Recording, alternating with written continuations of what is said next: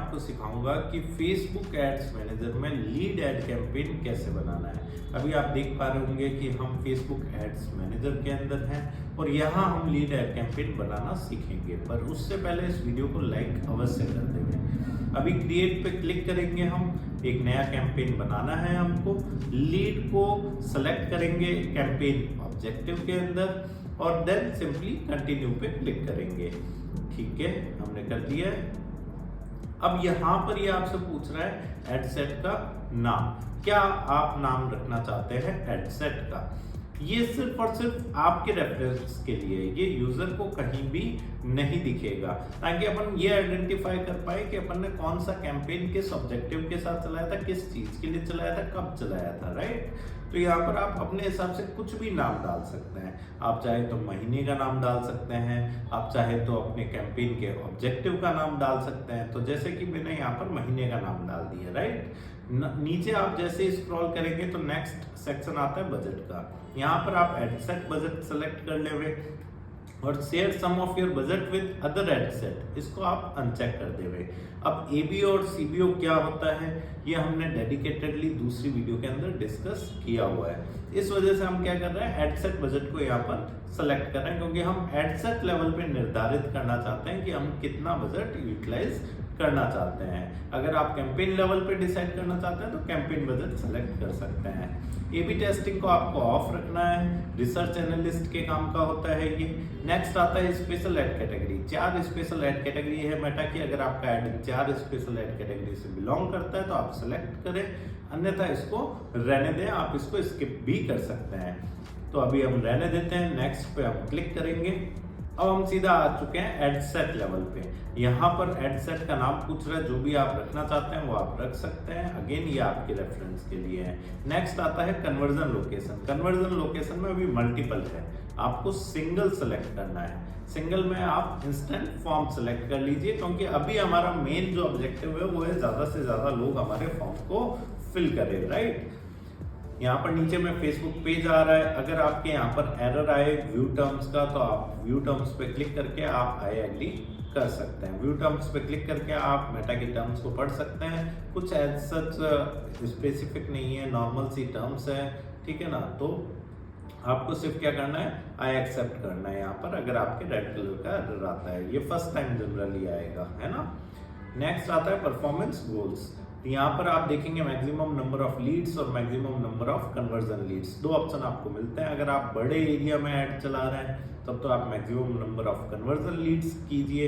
अगर आप छोटे एरिया में ऐड चला रहे हैं तो मैक्सिमम नंबर ऑफ लीड्स करना ज़्यादा सही है, क्योंकि क्या होता है ना कि बड़े एरिया के अंदर एक बड़ी ऑडियंस आपको मिलती है, और जब बड़ी ऑडियंस मिलती है तो उसमें से फॉर्म फिल करने वाले लोग भी ज़्यादा हो सकते हैं। बट अगर आपने ऑलरेडी एरिया कम सेलेक्ट किया है तो उसके अंदर जनता बहुत लिमिटेड है, तो उस केस के अंदर आप मैक्सिमम नंबर ऑफ लीड्स कर सकते हैं, ताकि आपको ज़्यादा से ज़्यादा इंक्वायरी मिले और फिर आप उसमें से कन्वर्ट कर पाए, राइट। डायनेमिक क्रिएटिव ऑफ रखना है।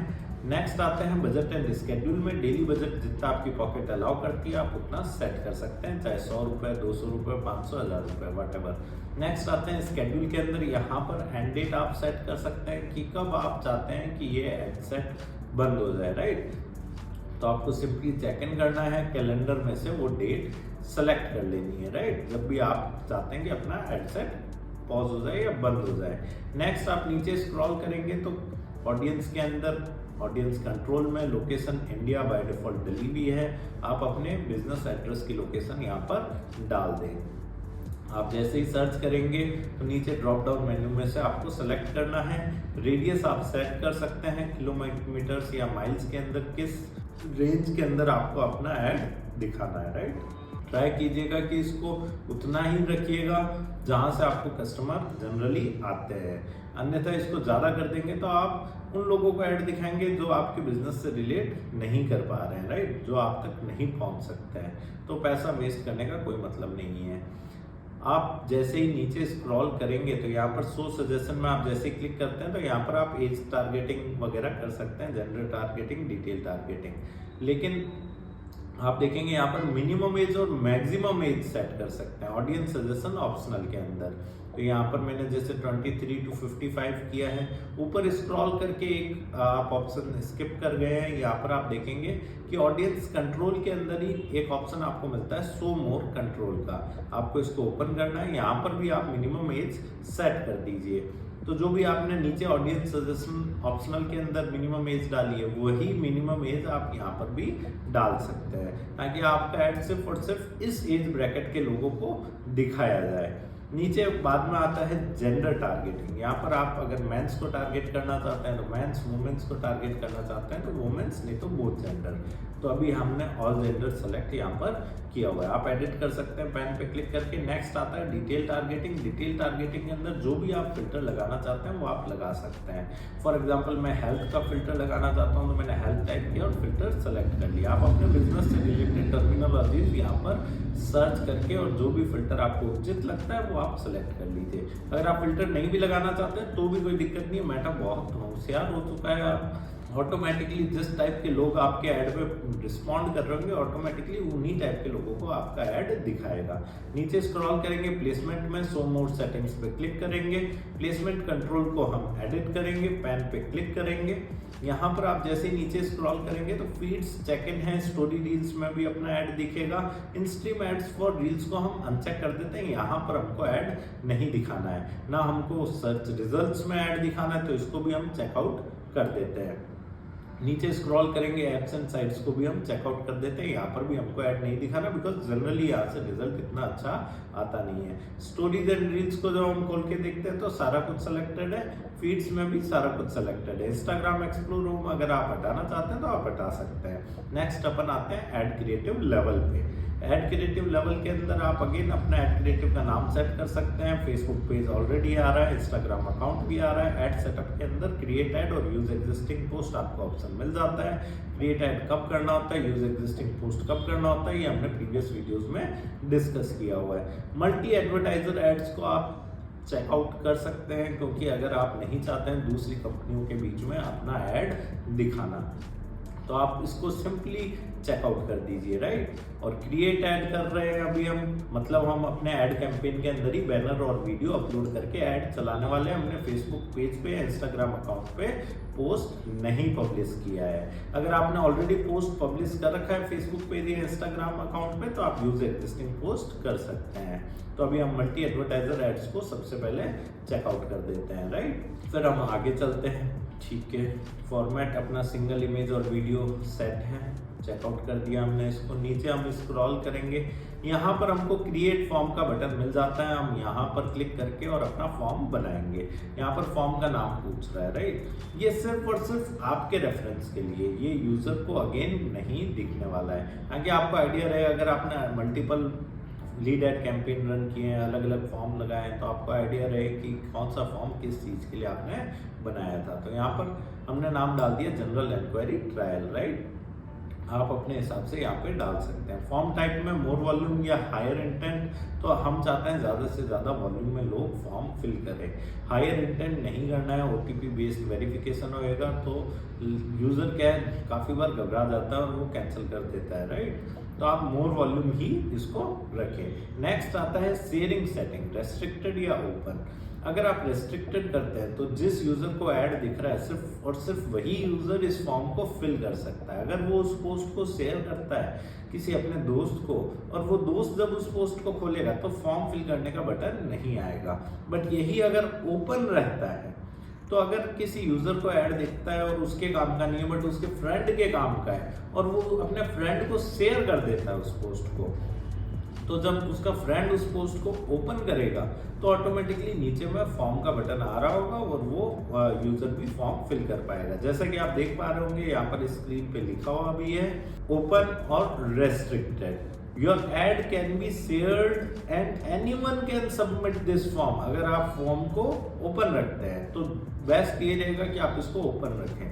फ्लेक्सिबल फॉर्म डिलीवरी को इसको ऑफ रखना है, अन्यथा क्या होगा कुछ यूजर्स को सारे क्वेश्चन दिखाएगा, कुछ यूजर्स को सारे क्वेश्चन नहीं दिखाएगा। बट मुझे सारी की सारी डिटेल्स चाहिए तो मैं इसको ऑफ रखूंगा। सीधा सिंपली आपको क्या करना है, नेक्स्ट पे क्लिक करना है। ये वाला सेक्शन हमने कंप्लीट कर दिया है, नेक्स्ट पे हम क्लिक करेंगे। नेक्स्ट उसके बाद में आता है इंट्रो सेक्शन। यहाँ पर आप बैकग्राउंड इमेज अगर दिखाना चाहते हैं तो आप टर्न ऑन कर दीजिए, अन्यथा इसको टर्न ऑफ भी कर सकते हैं। ऑन जब करते हैं तो यूज अपलोडेड इमेज में, अपलोड इमेज में जब जाते हैं आप अपने सिस्टम से भी एक इमेज उठा करके अपलोड कर सकते हैं, तो आपके फॉर्म के हेडर में वो इमेज दिखेगी। अन्यथा अगर आप use the image from your add करते हैं तो ऑटोमेटिकली जो आपके ऐड क्रिएटिव में अपलोड हो रखा है बैनर, वो यहाँ पर हेडर में आपको दिखाई देगा यूजर को, राइट।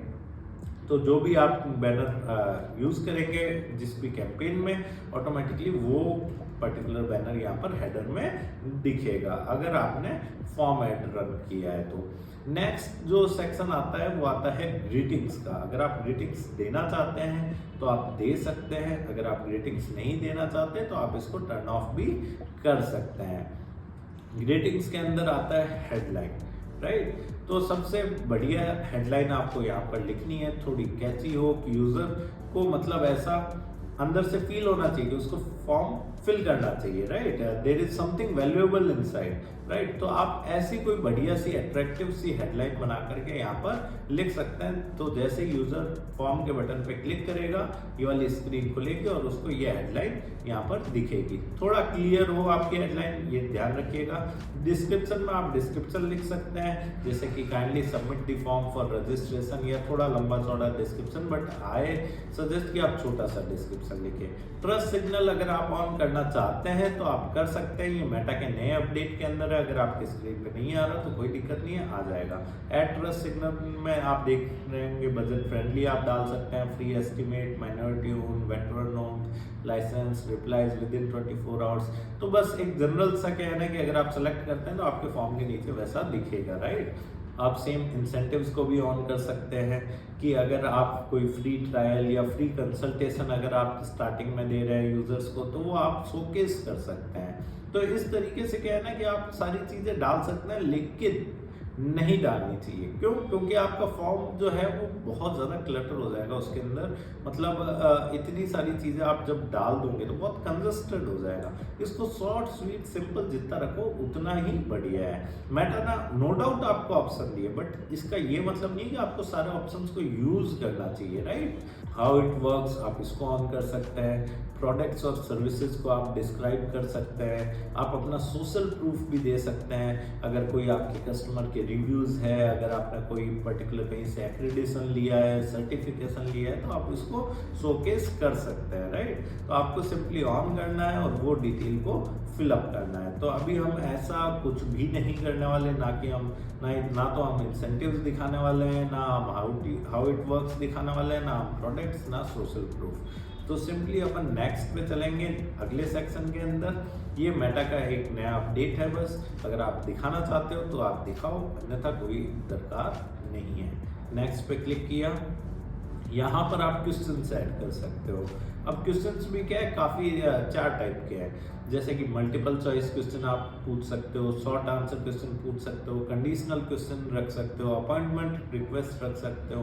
तो सबसे पहले हम मल्टीपल चॉइस डालते हैं यहाँ पर।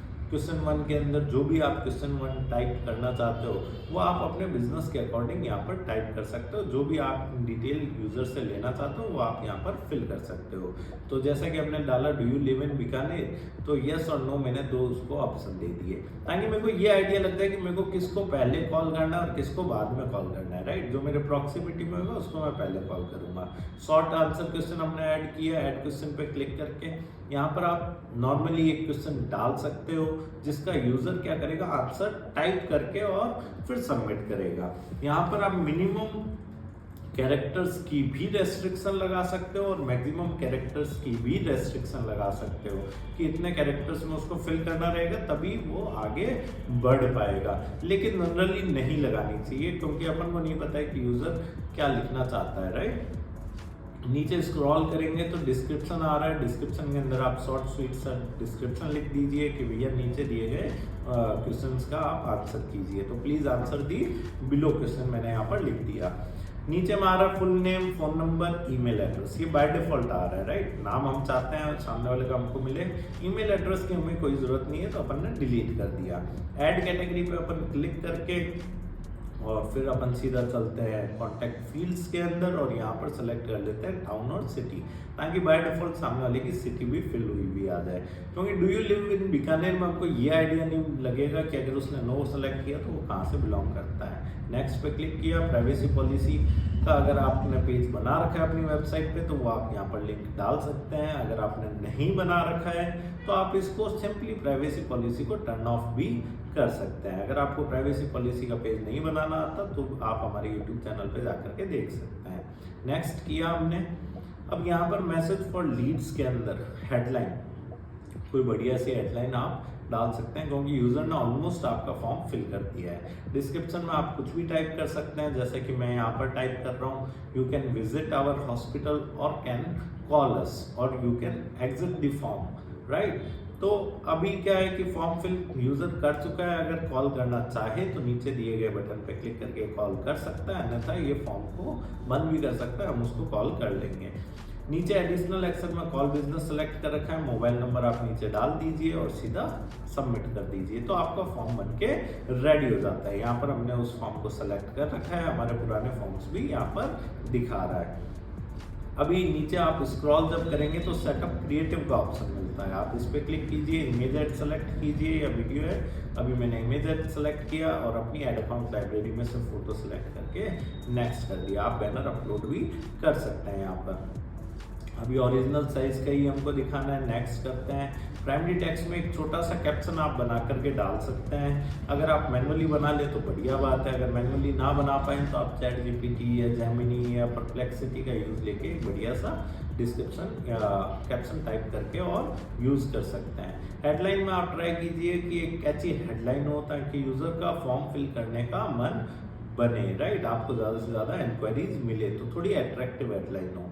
डिस्क्रिप्शन में आप छोटा मोटा डिस्क्रिप्शन डाल सकते हैं, अगर नहीं भी डालना चाहते तो कोई आवश्यकता नहीं है।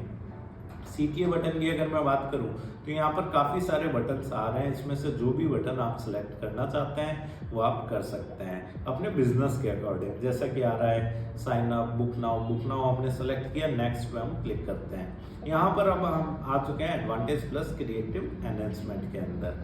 अगर आप टर्न ऑन रखना चाहते हैं तो आप टर्न ऑन रखिए, अन्यथा आप इन सबको टर्न ऑफ कर सकते हैं। मेटा क्या करेगा, आपके बैनर के पीछे म्यूजिक लगा देगा, जूम इन जूम आउट का इफेक्ट लगा देगा।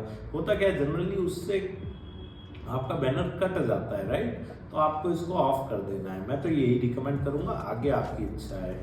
डन पे क्लिक कर रहे हैं आप, ये आपका ऐड बन के रेडी हो गया। अभी आप देखेंगे स्टोरी स्टेटस रील्स का एक ग्रुप आ रहा है, आपको इसको एडिट करना है। यहाँ पर आप चेंज कर दीजिए, अपना बैनर 9:16 वाला लगा दीजिए।